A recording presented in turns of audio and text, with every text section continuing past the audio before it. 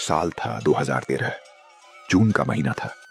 आसमान में काले बादल छाए थे और देखते ही देखते भीषण बाढ़ और भूस्खलन ने पूरे केदारनाथ क्षेत्र को तबाह कर दिया। चारों ओर तबाही का मंजर था। घर बह गए, रास्ते टूट गए, हजारों लोग लापता हो गए। लेकिन इस प्रलय के बीच एक चीज अडिग खड़ी रही, केदारनाथ मंदिर। आखिर कैसे? जब पूरा इलाका बर्बाद हो गया तब भी यह मंदिर सुरक्षित कैसे रहा? मंदिर के पीछे आकर रुक जाने वाली विशाल चट्टान, जिसे आज हम भीमशिला कहते हैं, किसने वहां रखी? क्या यह सिर्फ एक संयोग था या भगवान शिव की अदृश्य शक्ति का प्रमाण? केदारनाथ, जिसे भगवान शिव का धाम कहा जाता है, हर साल लाखों श्रद्धालुओं को अपनी ओर खींचता है। लेकिन क्या आपने कभी सोचा है कि इस मंदिर से जुड़ी कुछ बातें आज भी रहस्य बनी हुई है? यहाँ ऐसे ऐसे सवाल हैं जिनका जवाब न तो इतिहास दे पाया और न ही विज्ञान। क्या आप जानते हैं कि इस पवित्र मंदिर का निर्माण किसने किया और इसके निर्माण का उद्देश्य क्या था?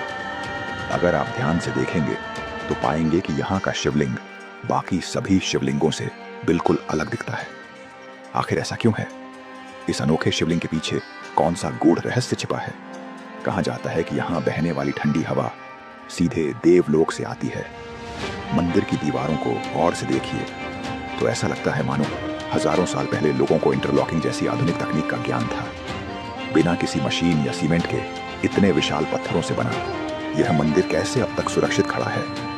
इतिहास कहता है कि यह धाम कभी 400 सालों तक बर्फ के नीचे दबा रहा, फिर भी मंदिर को कोई नुकसान नहीं हुआ। यह कैसे संभव हुआ? और जब मंदिर के कपाट 6 महीने के लिए बंद रहते हैं, तब अंदर जलने वाला अखंड दीपक इतने महीनों तक जलता कैसे रहता है? और सबसे रोचक तथ्य, स्थानीय लोग मानते हैं कि यहाँ भगवान शिव आज भी जीवंत रूप में विराजमान है, इसीलिए उन्हें जागृत महादेव कहा जाता है। दोस्तों, इस डॉक्यूमेंट्री में हम केदारनाथ से जुड़े इन सभी रहस्यों, वैज्ञानिक तथ्यों और आध्यात्मिक मान्यताओं को समझने की कोशिश करेंगे। वीडियो में आगे बढ़ने से पहले वीडियो को लाइक करें और चैनल को सब्सक्राइब जरूर करें। आपकी एक लाइक और सब्सक्राइब हमें प्रेरणा देती है भारत की दिव्य और रहस्यमयी कहानियां आप तक पहुंचाने की। और कमेंट में हर हर महादेव जरूर लिखिए।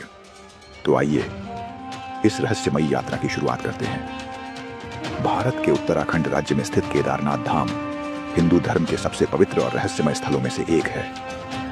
यह स्थान समुद्र तल से लगभग 11,750 फीट की ऊंचाई पर स्थित है और 4 धामों में से एक प्रमुख धाम माना जाता है। मंदाकिनी नदी के तट पर बसा यह मंदिर बर्फ से ढकी हिमालय की पर्वत श्रृंखलाओं से घिरा हुआ है।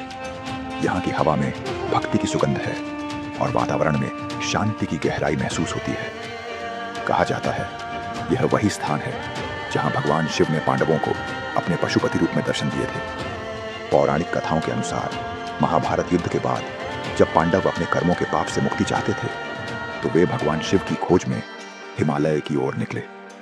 लेकिन भगवान शिव उनसे रुष्ट थे और उन्होंने एक बैल का रूप धारण कर लिया। पांडवों ने जब उन्हें पहचान लिया तो शिव भूमि में समाने लगे। माना जाता है कि बैल का कुबड़ भाग यहीं प्रकट हुआ और उसी स्थान पर आज का केदारनाथ मंदिर स्थित है। यही कारण है कि केदारनाथ पंच केदार में सबसे प्रमुख स्थान रखता है। पंच केदार के अन्य स्थल मध्यमहेश्वर, तुंगनाथ, रुद्रनाथ और कल्पेश्वर सभी भगवान शिव के उसी स्वरूप से जुड़े हैं जो भूमि में समाने के दौरान विभाजित हुए थे। केदारनाथ का मंदिर अपनी स्थापत्य कला के लिए भी प्रसिद्ध है। इसके विशाल ग्रेनाइट पत्थर बिना किसी गाड़े या सीमेंट के एक दूसरे से जोड़े गए हैं। यह निर्माण तकनीक इतनी सटीक है कि सदियों की ठंड, बर्फ और भूकंपों के बावजूद मंदिर आज भी मजबूती से खड़ा है। इतिहासकारों का मानना है कि वर्तमान मंदिर का निर्माण आदि गुरु शंकराचार्य ने 8वीं शताब्दी में कराया था। उन्होंने यहाँ भगवान शिव की मूर्ति की पुनः प्रतिष्ठा की और सनातन धर्म को सुदृढ़ करने के लिए 4 धामों की परंपरा स्थापित की। भौगोलिक दृष्टि से भी केदारनाथ एक अद्भुत स्थान है। यहाँ का वातावरण वर्ष के 6 महीने तक बर्फ से ढका रहता है और बाकी 6 महीने तीर्थ यात्रा के लिए खुला रहता है। यही कारण है कि यहाँ की यात्रा को न केवल धार्मिक साधना बल्कि आत्मिक परीक्षा भी माना जाता है। जब कोई व्यक्ति केदारनाथ पहुंचता है तो उसे केवल मंदिर ही नहीं बल्कि आसपास की पर्वत चोटियों, केदार डोम, भरत कुंड और चौराबाड़ी झील सब में दिव्यता का अनुभव होता है। यहाँ का हर दृश्य, हर हवा मानो यही कहती है, यहाँ केवल पत्थर नहीं बल्कि स्वयं भगवान शिव का अस्तित्व बसता है। पुराणों के अनुसार भगवान शिव पर अटूट आस्था रखने वाला एक भक्त पैदल ही केदारनाथ धाम के दर्शन के लिए निकल पड़ा। वह रोजाना केदारनाथ का रास्ता पूछते पूछते आगे बढ़ता गया। माना जाता है कि इस शिव भक्त को पैदल चलते चलते 6 माह का समय लग गया। मन में सच्ची भक्ति होने के बाद एक दिन वह केदारनाथ पहुंच गया।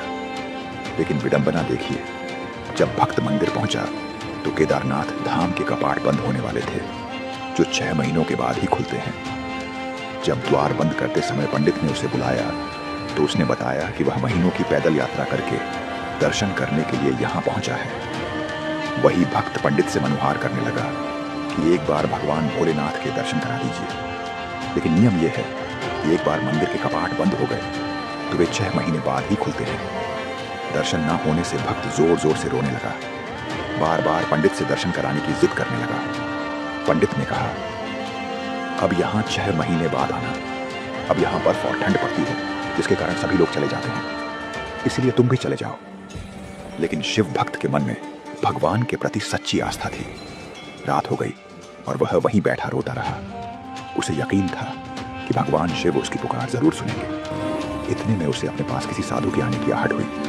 उसने देखा एक सन्यासी बाबा उसकी ओर आ रहे हैं। बाबा ने उसका हाल चाल जाना और भक्त ने सरल मन से उन्हें अपने मन की सारी बातें बता दी। कहने लगा, बाबा, मेरा यहाँ आना व्यर्थ हो गया। बाबा मुस्कुराए और बोले, बेटा, कल मंदिर जरूर खुलेंगे और तुम दर्शन भी करोगे। थकान ज्यादा होने से भक्त को नींद आ गई। जब सुबह उसकी आंखें खुली तो बाबा कहीं दिखाई नहीं दिए। तभी पंडित और कुछ लोग मंदिर की ओर जा रहे थे।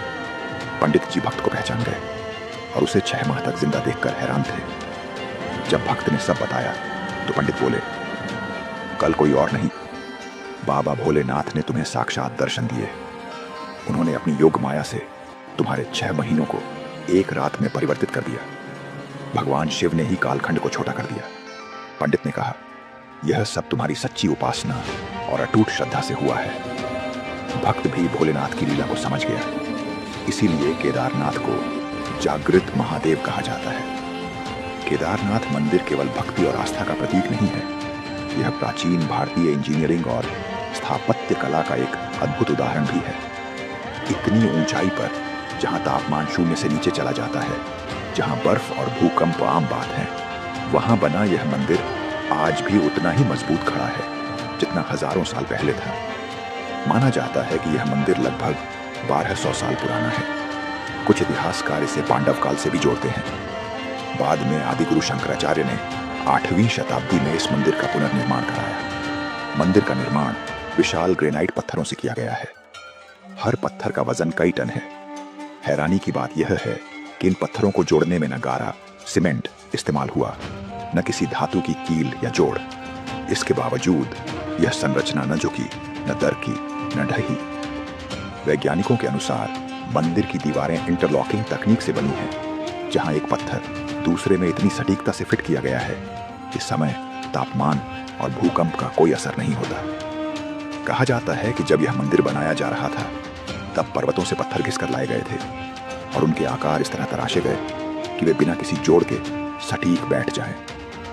यह कार्य केवल श्रम नहीं बल्कि साधना थी। इतिहास में एक और रोचक तथ्य मिलता है। लगभग 400 सालों तक यह मंदिर बर्फ में दबा रहा, लेकिन जब वह बर्फ पिघली तो मंदिर पहले की तरह ही सुरक्षित बाहर निकला। न पत्थरों पर दरार, न दीवारों में नमी, न ही गर्भगृह में कोई क्षति। यह घटना आज भी विज्ञान के लिए रहस्य बनी हुई है। कुछ लोग कहते हैं मंदिर के निर्माण में ऐसे विशेष पत्थर प्रयोग हुए जो तापमान के अनुसार अपने भीतर नमी को नियंत्रित करते हैं, तो कुछ इसे भगवान शिव की दिव्य शक्ति का परिणाम मानते हैं। भले ही विज्ञान अपने उत्तर खोज रहा हो, लेकिन हर श्रद्धालु के लिए यह मंदिर एक जीवित प्रमाण है कि जहां भक्ति सच्ची हो, वहां प्रकृति भी संरक्षण का संकल्प ले लेती है। आज भी जब भक्त मंदिर की दीवारों को स्पर्श करते हैं तो उन्हें उस पत्थर की ठंडक के साथ एक अदृश्य ऊर्जा का अनुभव होता है, जैसे हर पत्थर शिव की शक्ति से स्पंदित हो रहा हो। केदारनाथ मंदिर का सबसे बड़ा रहस्य इसके गर्भगृह में स्थित त्रिकोणाकार शिवलिंग है। दुनिया के किसी और शिव मंदिर में ऐसा शिवलिंग नहीं मिलता। कहा जाता है कि यह रूप स्वयं भगवान शिव ने पांडवों को दर्शन देते समय धारण किया था। पुराणों के अनुसार जब शिव पांडवों से बचने के लिए बैल के रूप में प्रकट हुए तो उनका सिर नेपाल के डोलेश्वर में, बाहें तुंगनाथ और रुद्रनाथ में, मुख मध्यमहेश्वर में और कुबड़ केदारनाथ में प्रकट हुआ। यही कुबड़ आज त्रिकोण आकार में शिवलिंग के रूप में पूजित है। यह शिवलिंग धरती की गोद से स्वयं निकला हुआ प्रतीत होता है। कहा जाता है कि यह स्वयंभू लिंग है, अर्थात इसे किसी ने बनाया नहीं, यह प्रकृति और दिव्यता का मिलन है। भक्त जब इस लिंग पर जल चढ़ाते हैं तो जल स्वतः एक बिंदु पर इकट्ठा होकर नीचे की ओर बह जाता है, मानो वह पृथ्वी के किसी रहस्यमय केंद्र में समा रहा हो। यह स्थान एक ऐसा ऊर्जा केंद्र, एनर्जी पॉइंट माना जाता है जहां ब्रह्मांडीय शक्ति और पृथ्वी की ऊर्जा का संगम होता है। पर यही नहीं, मंदिर के भीतर एक और चमत्कार है जो सदियों से विज्ञान के लिए अनसुलझा है। हर साल नवंबर के बाद जब बर्फबारी बढ़ जाती है तो केदारनाथ मंदिर के द्वार बंद कर दिए जाते हैं। जब मंदिर के कपाट 6 महीने के लिए बंद हो जाते हैं तो अंदर जलने वाला दीपक 6 महीनों तक कैसे निरंतर जलता रहता है, यह सवाल हर किसी के मन में रहता है। माना जाता है कि तब भगवान शिव ऊखी मठ स्थानांतरित हो जाते हैं और अगले 6 महीने वहां पूजा होती है। लेकिन जब बर्फ पिघलने पर मंदिर के द्वार फिर खोले जाते हैं तो गर्भगृह में रखा दीपक अभी भी जलता हुआ मिलता है। 6 महीने तक बंद मंदिर में, जहां हवा का कोई प्रवाह नहीं, जहां तापमान -डिग्री तक पहुंच जाता है, वहां यह दीपक कैसे जलता रहता है, किसी को पता नहीं। कई वैज्ञानिकों ने इस पर शोध किया है। किसी ने कहा यह विशेष तेल से जलाया जाता है, तो किसी ने माना यह दीपक प्रतीकात्मक रूप से हर वर्ष बदला जाता होगा।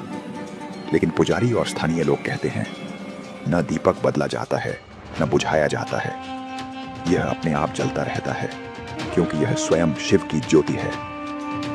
भक्ति की दृष्टि से यह घटना सिद्ध करती है जहां सच्ची श्रद्धा हो वहां ईश्वर की उपस्थिति कभी समाप्त नहीं होती। साल 2013 यह वह वर्ष था जब उत्तराखंड ने इतिहास की सबसे भयानक प्राकृतिक आपदाओं में से एक देखी।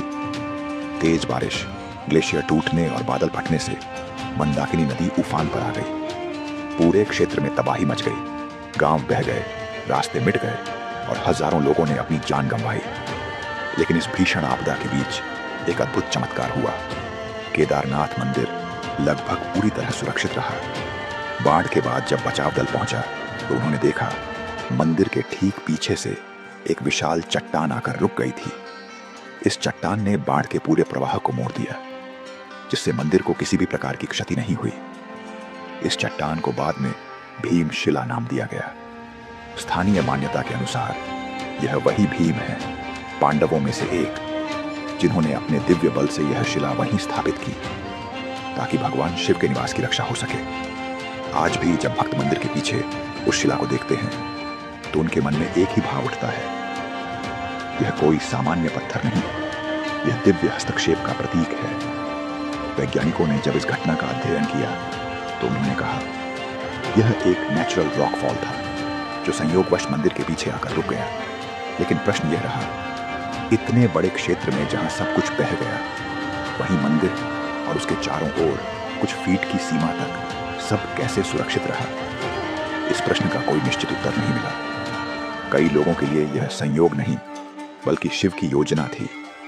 केदारनाथ की यह घटना आज भी यह संदेश देती है, जब प्रकृति क्रोधित होती है तो विनाश अवश्य होता है, पर जहां आस्था होती है वहां रक्षा भी होती है। आज जब कोई व्यक्ति केदारनाथ पहुंचता है तो उसे वहां केवल एक मंदिर नहीं बल्कि मानवता की अटूट श्रद्धा का प्रतीक दिखाई देता है। वह जानता है यह स्थान पत्थरों से नहीं बना, यह विश्वास से बना है। और शायद यही कारण है कि हर वर्ष जब भक्त इस कठिन यात्रा पर निकलते हैं तो वे केवल दर्शन के लिए नहीं जाते बल्कि उस अनुभूति के लिए जाते हैं जहां मन, आत्मा और ब्रह्म एक हो जाते हैं। हिंदू धर्म में केदारनाथ को उन स्थलों में से एक माना जाता है जहां पापों से मुक्ति मिलती है। यह मंदिर कर्म, ज्ञान और भक्ति के 3 मार्गों का प्रतिनिधित्व करता है। ऐसा माना जाता है कि केदारनाथ के दर्शन करने से जीवन मृत्यु के चक्र से मुक्ति मिलती है और मोक्ष की प्राप्ति होती है। दोस्तों, यह भी कहा जाता है कि केदारनाथ में जो हवा चलती है वह सीधे स्वर्गलोक से आती है, क्योंकि जब आप केदारनाथ जाएंगे तो वहां की हवा में कुछ अलग है, कुछ दिव्यता है जिसे आप महसूस कर सकते हैं। यह मंदिर न केवल पौराणिक और ऐतिहासिक दृष्टिकोण से महत्वपूर्ण है, बल्कि आज भी करोड़ों श्रद्धालुओं के लिए आस्था और भक्ति का प्रमुख केंद्र है। क्या आप कभी केदारनाथ गए हैं? और आपके मन में जो सवाल है हमें कमेंट में अवश्य लिखिए। मिलते हैं जल्दी एक नए वीडियो के साथ। तब तक के लिए अपना ख्याल रखिएगा। हर हर महादेव।